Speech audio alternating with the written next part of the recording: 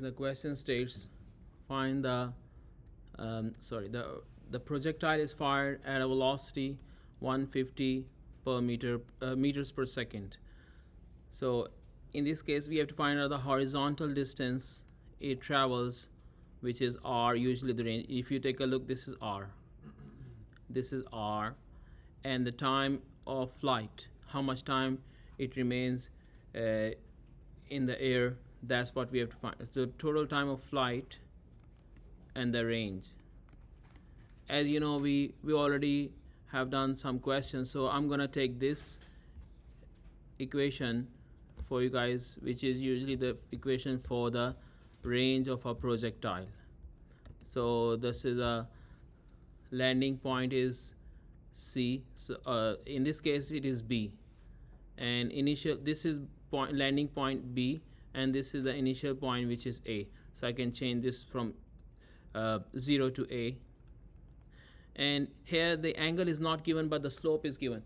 If the angle is not given and the slope is given, it doesn't matter. Like, you also know that opposite over hypotenuse is sine, so VAX. So if I know VAX, like adjacent our hypotenuse, so 4 over 5 times 150, correct?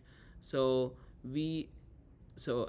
XB equals to 0. Initial data is at origin, it is 0, so VAX is 4 by 5 times 150, which is VAX times time of flight.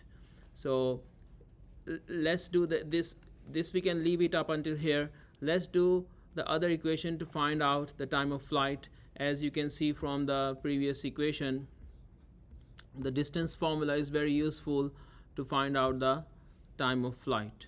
So what I'm going to show you here, use the distance formula. So this is my distance formula. So V sub B. So Y sub B is the position at this location, the landing position. You see, this is going down from the x-axis. So this is my x-axis, and going down is negative. So I'm going to use upward is positive. So negative 150. Agreed? So location of point B is negative 150, and YA is 0. The origin is located at, so VAY.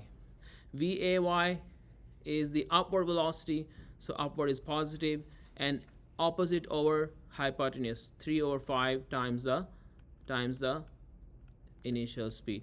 And time of flight is, we have to find it out, 1/2, 9.8, and t square.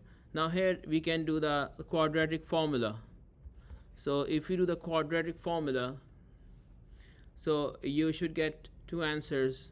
So TAB can be found equals to the one which is, for our purpose, it is 19.89. You can verify this in your notes. So if we know this time of flight, which is our answer, this is also the required answer, we can plug it in back into this equation. So let's do the math here. I'm going to pick this this formula here and use this over here. XB equals to, you can help your professor. This is just the math. So which is equal to 2387 meters. So this is our answer. So this is the range of the projectile.